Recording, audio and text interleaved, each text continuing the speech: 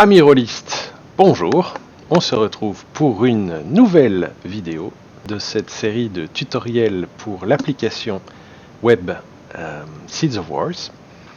Dans la première vidéo, nous avions examiné comment créer une nouvelle campagne en créant son propre univers de campagne. Et cette fois, on va s'attarder sur comment enregistrer les actions des factions des joueurs, mais aussi des personnages non joueurs. Comme pour la première vidéo, je pars du principe que vous connaissez les règles, que vous avez lu les règles du jeu. Je ne vais donc pas trop m'attarder sur les règles en détail. Ici, on se concentre vraiment sur l'utilisation de l'application web et comment celle-ci peut vous aider dans votre campagne, la vidéo s'adressant principalement aux maîtres de jeu. Si vous ne connaissez pas encore Seeds of Wars, il s'agit d'un jeu de gestion de domaine, un jeu de rôle stratégique. Vous pouvez l'acquérir via le site seedsofwars.com dans notre boutique en ligne. Et ben, on est parti. On va donc lancer l'application en cliquant sur le menu Web App. Je continue une campagne et nous voilà partis.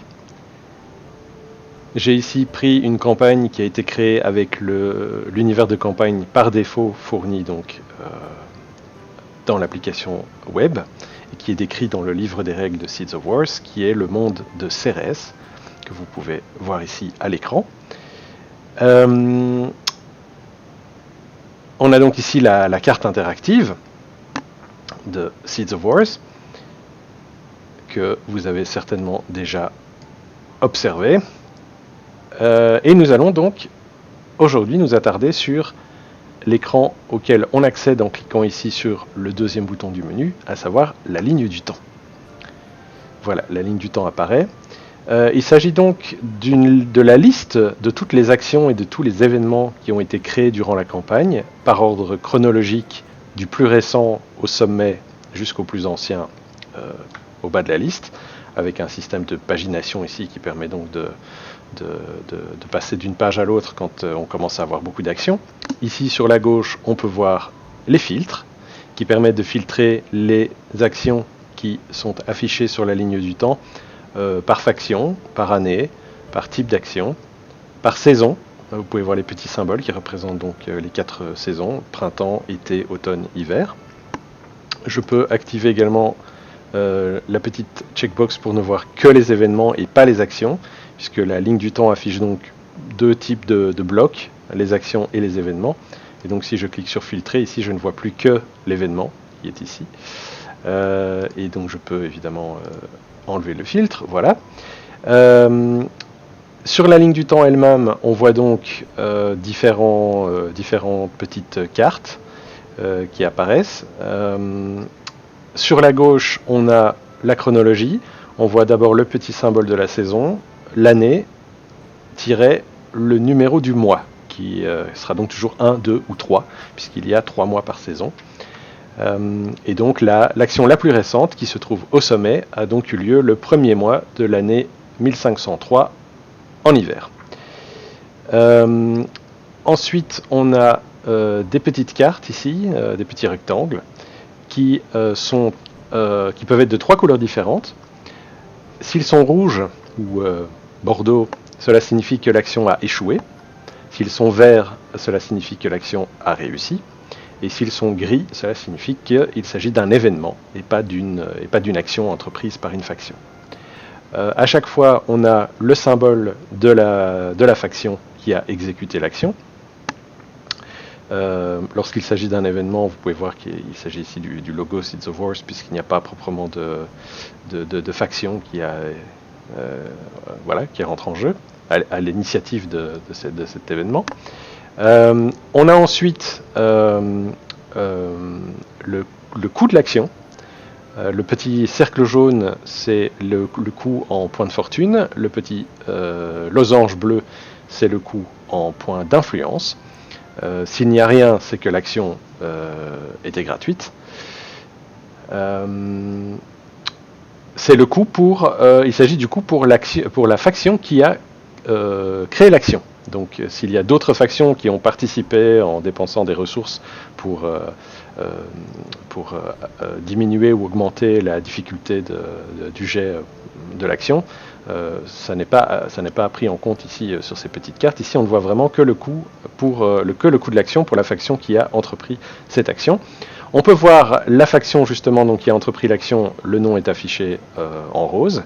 Si je clique sur le nom de la faction, j'arrive, je peux le faire, voilà. J'arrive sur l'écran de faction de la faction en question. Voilà, donc je peux voir toutes les informations relatives à cette faction. Voilà, je retourne ici. Et j'ai en dessous du nom de la faction un résumé de l'action.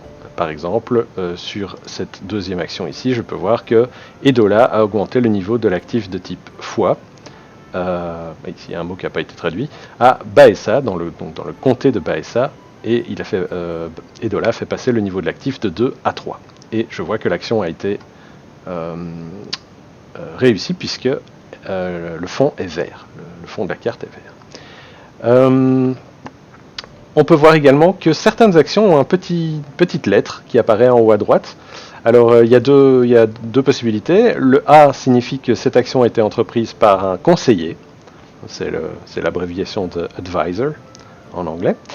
Et le petit F signifie que l'action était une action gratuite et elle ne compte donc pas dans la limite de 3 actions par tour que peuvent entreprendre les factions. Donc voilà. Alors, on peut encore voir que si on fait un clic droit sur une de ces petites cartes, on a l'option de copier ou de supprimer l'action. Si je supprime l'action, donc elle va disparaître bien entendu de la liste. Alors, je peux le faire avec celle-ci par exemple. Voilà, je vais supprimer. Et le message que j'ai passé très vite, en fait, m'informe que le coût de l'action, donc le coût qui est affiché ici sur la carte, mais également le coût pour toutes les factions qui ont éventuellement participé à cette action et qui ont dépensé des ressources lors de cette action, tous ces points de fortune et tous ces points d'influence seront remboursés, donc ils seront restitués aux factions. Mais c'est la seule chose qui est réversible. Donc si j'ai par exemple une action qui a augmenté le niveau d'un actif de 2 à 3 et que je supprime l'action, ça ne refera pas passer le niveau de l'actif de 3 à 2. Simplement parce que voilà, pour la continuité des actions, si on essaye de revenir en arrière, parce que je peux éventuellement supprimer une action qui a eu lieu il y a 3 ans et qui a fait passer le niveau d'un actif de 2 à 3, ce qui m'a permis par après de faire d'autres choses, et donc on arrive dans un système d'effet papillon où voilà, on peut pas tout retourner. Donc voilà, tout ce que ça fait, c'est rembourser les coûts. Pour le reste, si vous supprimez une action, voilà, vous devez être conscient que vous aurez peut-être quelques modifications à faire manuellement pour revenir à la situation initiale. Le menu copier permet en fait de gagner un petit peu de temps. Donc on va le voir en fait quand on crée une action, on a cette petite fenêtre pop-up qui apparaît, et en fait quand on utilise le menu copier, ça permet en fait de recréer une action avec les mêmes paramètres. Voilà, ça permet de gagner du temps pour ne pas devoir remplir tous les paramètres à chaque fois. C'est aussi simple que ça. Si je clique, donc là vous voyez que quand je sélectionne une action, la petite carte a un petit liseré blanc qui apparaît tout autour. Donc ça veut dire ici que la deuxième action ici est sélectionnée, et donc si j'ouvre le menu ici, pas le menu mais le panneau déroulant ici à droite, je peux voir que le panneau coulissant, je peux voir le détail du comté qui a été dans lequel a eu l'action en fait, dans lequel a eu lieu l'action. Donc ici, l'action a eu lieu dans le comté de Baessa, et donc si j'ouvre le panneau, je peux voir le détail de ce comté. Ensuite, si je clique bouton gauche, si je fais un clic gauche sur un événement, je peux voir le détail de l'événement tel qu'il a eu lieu. Je peux voir donc qu'il s'agissait d'un événement de type corruption qui est toujours en cours et qui se déroule dans le comté de Cremwen dans le domaine d'Alyria. Je peux voir que cet événement impacte la faction Procote. Et ce que je peux la seule chose que je peux changer une fois que l'événement a été créé, c'est le statut de l'événement. Je peux soit le mettre dans le statut terminé, soit dans le statut ignoré. La différence entre les deux, c'est donc s'il est terminé, on suppose que la faction impactée par l'événement a pris soin de régler le problème. S'il est ignoré, ça veut dire que voilà, l'événement se termine, mais la faction a ignoré le problème et donc potentiellement ça peut avoir des répercussions sur cette faction. Donc voilà, ça c'est la seule chose que je peux modifier. En revanche, si je double-clique bouton gauche sur une carte action, à ce moment-là, j'ai le détail de l'action. Donc comme pour la carte événement, mais avec d'autres informations. Et je ne vais pas rentrer dans le détail ici, parce qu'on va d'abord voir comment on crée une action, ce qui permettra de comprendre ce qu'on voit ici dans la carte du résumé. Voilà donc pour cet écran de la ligne du temps. Et donc ce qui va nous intéresser ici, au final, ce sont les... alors il y a 3 boutons ici que vous pouvez voir au sommet. Il y a nouvel événement, nouvelle action et mois suivant. Le bouton mois suivant permet donc au maître de jeu tout simplement de passer au mois suivant, éventuellement à la saison suivante. Je rappelle qu'un tour de jeu représente en fait une saison de 3 mois, et chaque mois correspond à une action. Et donc quand on va passer au mois suivant, et bien de nouveau, toutes les factions des joueurs, et les factions des non-joueuses également, seront invitées à choisir leur action pour le mois. Et une fois qu'elles ont effectué leurs 3 actions, donc pour les 3 mois de la saison en cours, et bien on passe au mois suivant et donc au tour suivant, à la saison suivante. Et voilà, on suit alors, comme indiqué dans les règles, c'est un nouveau tour de jeu, collecte des revenus, on paye les dépenses, etc., etc., etc. Ici donc ce qui va nous intéresser, c'est nouvel événement, nouvelle action. Donc si je clique sur nouvel événement, on retrouve le petit pop-up qu'on avait vu tout à l'heure. Donc je vais choisir le type d'événement, problème diplomatique, je vais choisir le statut en cours, je choisis dans quel comté se passe l'événement, je choisis la faction impactée par l'événement, là où les factions.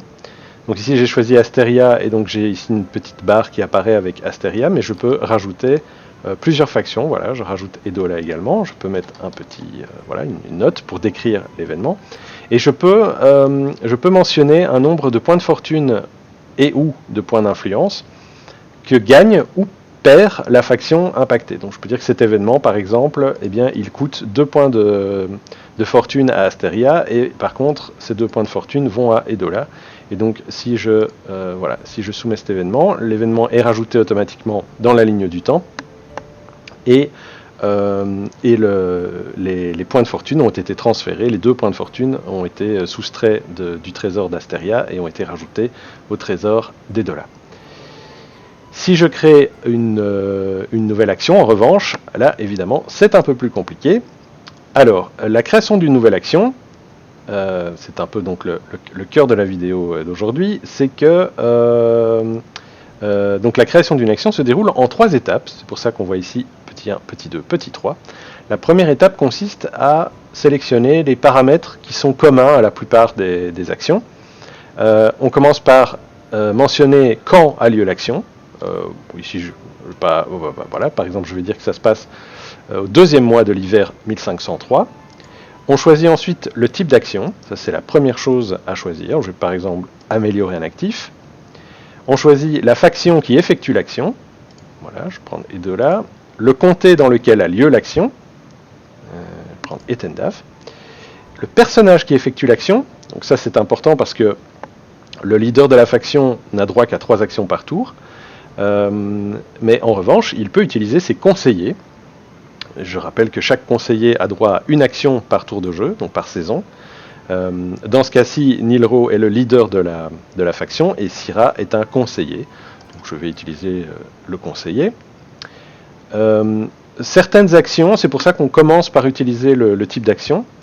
Certaines actions nécessitent de remplir tous ces paramètres.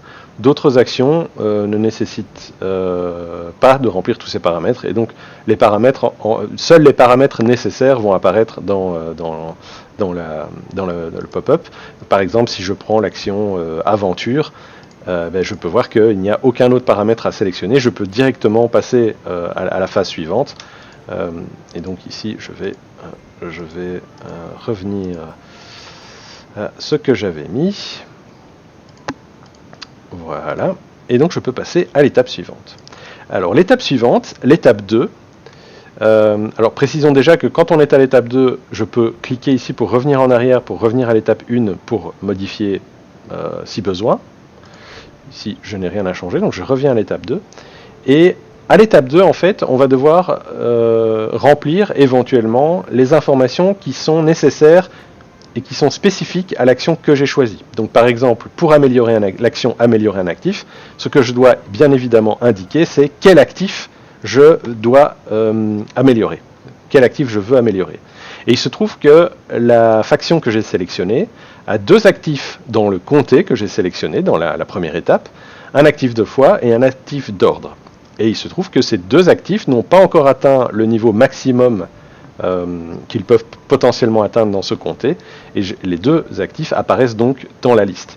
Dans cette liste, je ne verrai que les actifs que j'ai le droit d'améliorer. Donc ici, je vais prendre par exemple l'actif de foi. C'est la seule chose que j'ai besoin de remplir pour cette action. Évidemment, chaque type d'action nécessite de remplir, de fournir des informations différentes. Et je passe donc à la dernière phase. Alors la dernière phase, elle affiche pas mal d'informations, mais en fait, la plupart de ces informations ne peuvent pas être modifiées. Ici, dans la colonne de gauche, on peut voir tous les modificateurs qui sont d'application pour le type d'action que j'ai sélectionné. Donc j'ai sélectionné l'action améliorer un actif, et je peux voir que pour cette action, le niveau de l'actif, la compétence du personnage qui effectue l'action, son niveau de compétence, le modificateur actif qui signifie si on possède des actifs dans le comté, est-ce qu'on a le droit de les utiliser pour influencer la difficulté du jet, oui ou non. Si on a des modificateurs d'ordre, indique si on possède des actifs d'ordre dans le comté, est-ce qu'ils peuvent modifier la difficulté du jet, oui ou non. Le modificateur de loyauté, donc ça c'est pour indiquer que la loyauté du comté envers la faction qui effectue l'action influence le jet, oui ou non. Le modificateur de ressources qui indique si la faction peut dépenser des ressources, points de fortune ou points d'influence pour modifier la difficulté du jet. Et le modificateur de relation, ça je pense qu'il n'est d'application que pour l'action de diplomatie, qui en fait indique si la relation entre les factions qui interviennent dans l'action modifie la difficulté du jet ou pas. Dans la colonne du milieu, on peut voir le niveau de base de l'action. Ici, en l'occurrence, pour améliorer un actif, la difficulté de base est de 10. La compétence qui va être utilisée pour le jet, comme j'ai choisi un actif de foi, eh bien la compétence qui sera utilisée, c'est la compétence de foi. Les points de fortune et les points d'influence de la faction, les points de fortune et points d'influence actuels de la faction, 17 et 18, la faction que j'ai qui effectue l'action, et Dola. Le niveau de loyauté du comté envers la faction qui est coopératif. Et la première chose que je peux modifier ici, parce que tout le reste n'est pas modifiable, je peux cliquer, ça ne fait rien. La première chose que je peux modifier, c'est je peux spécifier que l'action que je suis en train d'effectuer est une action libre. Donc normalement, l'action améliorer un actif n'est pas une action libre, mais le maître de jeu peut toujours décider pour une raison XY, donc libre à lui, d'indiquer que cette action est une action libre et elle ne comptera donc pas dans la limite de 3 actions de la faction ou dans la limite une action par saison des conseillers. Je vais laisser cette case cochée. Ici, très important, en jaune, en doré, je peux voir le niveau de difficulté actuel de l'action. Alors, le niveau de difficulté actuel, donc c'est le niveau de base auquel on applique tous les modificateurs.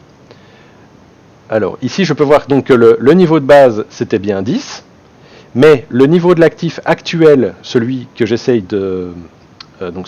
d'augmenter, est de 2, donc ça va augmenter la difficulté de 2. En revanche, le conseiller qui effectue l'action a une compétence de foi avec un niveau de 1. Ça va donc soustraire 1 à la difficulté du jet. Et la loyauté du comté envers la faction est de 1 également. Ça va également diminuer la difficulté du jet de 1. Et donc je vais avoir 10 plus 2 moins 1 moins 1. Et donc je vais rester à 10. Ensuite, ici, donc une chose que je peux modifier en tant que maître de jeu, j'ai ici la possibilité d'appliquer un modificateur du maître de jeu, c'est-à-dire que peu importe les modificateurs qui sont appliqués, et donc ça suit les règles, je peux toujours appliquer un autre modificateur, et donc voilà, je peux augmenter, vous voyez ici au-dessus, en doré, je peux augmenter le niveau de difficulté du jet ou le diminuer. Et donc voilà, je suis libre en tant que maître de jeu, au final, de décider quel sera le niveau de difficulté final de l'action. J'ai toujours cette possibilité. Les points d'empreinte, éventuellement, si la faction possède des points d'empreinte, elle peut les dépenser. Alors ici, vous pouvez voir que quand je clique, ça ne fait rien, c'est parce que la faction d'Edola n'a pas de points d'empreinte, car ce n'est pas une faction de culture, et elle n'a pas échangé de points d'empreinte avec une faction de culture, donc elle n'en a pas, donc elle ne peut pas en dépenser, mais si elle en a, si votre faction a des points d'empreinte, elle peut les dépenser ici pour faire baisser la difficulté du jet. On en arrive ici aux petites tables avec les smileys. Alors, le modificateur d'ordre est coché, ce qui signifie que cette petite table ici va apparaître, et elle va afficher la liste de toutes les factions qui possèdent des actifs d'ordre, de type ordre, dans le comté. Alors ici, il se trouve qu'il n'y a que Edola, et c'est justement Edola qui essaye d'effectuer cette action. Elle va donc forcément être favorable à sa propre action, et donc son actif d'ordre, je vais ici switcher sur le petit smiley comptant, ce qui signifie que l'actif d'ordre va soutenir l'action. Comme le niveau de l'actif d'ordre est de 1, eh bien, ça va changer ici le modificateur d'ordre qui va passer de 0 à moins 1. Vous pouvez voir que si je remets sur neutre, il est à 0. Si je m'oppose à l'action, il passe à 1. Et si je soutiens l'action, il passe à moins 1. Et donc mon niveau de difficulté pour l'action sera de 9 au lieu de 10. Modificateur d'actif, coché également. Ça signifie que les factions qui possèdent un actif du même type que l'actif que j'essaye d'augmenter, ici donc en l'occurrence un actif de foi, eh bien cette faction, ces factions, ici il n'y en a qu'une, mais il pourrait y en avoir plusieurs, donc ici des factions avec des actifs de type foi, eh bien peuvent également s'opposer ou soutenir l'action. Ici il s'agit donc de la faction Earth and Sky, mais c'est un actif niveau 0, donc évidemment même qu'elle soutienne ou qu'elle s'oppose à l'action, ça ne changera pas grand chose puisque ça appliquera un modificateur de 0, donc ça ne change rien. Et enfin les modificateurs de ressources, également la case est également cochée. Cela signifie que toutes les factions donc de même type dans le comté peuvent dépenser des ressources pour augmenter ou diminuer la difficulté du jet. Et donc de nouveau, je retrouve Edola, qui est la faction qui est en train d'essayer d'effectuer l'action, et la faction concurrente Earth and Sky, qui peut donc dépenser des ressources ici pour s'opposer au jet. Alors évidemment, Edola, disons que Edola dépense 2 points de fortune sur son total actuel de 16 pour diminuer la difficulté du jet. Alors vous pouvez voir que les points de fortune et les points d'influence de l'action d'Edola sont actuellement de 17 et 18, et ici on voit que je ne peux dépenser que 16 et 17. C'est parce que le coût de l'action, le coût de base de l'action, est égal au niveau actuel de l'actif, qui est de 2, et donc en fait l'application retient déjà qu'il y a 2 points de fortune et 2 points d'influence qui sont réservés pour payer le coût de base de l'action, et il n'y a donc que 16 points de fortune et 17 points d'influence qui sont disponibles pour être dépensés pour diminuer la difficulté de l'action. Ici, j'ai dépensé 2 points de fortune et je peux voir que le modificateur de ressources est donc de moins 2 et la difficulté du jet est donc descendue à 7. Mais la faction Earth and Sky peut s'opposer à l'action et dépenser, disons, 3 points de fortune et 1 point d'influence pour un total de 4. Et donc, mon modificateur de ressources est passé de moins 2 à 2, et donc mon niveau de difficulté est passé à 11. Une fois que j'ai fait tout cela, alors je peux rajouter une note, bien sûr. Voilà. pour cette action particulière. Et une fois que j'ai fait tout cela, et bien voilà, mon niveau de difficulté final sera donc de 11. Et j'ai donc ici, en tant que maître de jeu, le choix entre lancer le dé, pour avoir un résultat aléatoire, ici 17, donc ce serait réussi, ou modifier, enfin introduire le résultat que je souhaite en tant que maître de jeu. Je peux directement entrer le résultat, donc je vais le laisser à 17. Et donc si je sauve l'action, l'action se rajoute ici au sommet de la liste, et je peux voir que Edola a donc augmenté le niveau de l'actif de type foi à Etendav, et l'a passé de 2 à 3. C'est le conseiller qui a effectué cette action, et j'ai donc le petit A qui apparaît ici dans le coin. C'était une action libre, et j'ai donc le petit symbole free qui apparaît dans le coin également. Et si je double-clique sur l'action, j'ai ici, je peux retrouver le résumé de tout ce qui, de tout ce qui a influencé le jet, le niveau de base, le niveau final, le résultat du lancer, les modificateurs qui ont été appliqués, avec ici les points de fortune et les points d'influence qui ont été dépensés par la faction. Et c'est tout, voilà, je pense que c'est tout ce que j'avais à vous montrer. J'espère que cette vidéo vous aura été utile. Si vous avez des questions, n'hésitez pas à les mettre dans les commentaires. Et quant à moi, je vous dis à bientôt pour une prochaine vidéo. Ciao ciao!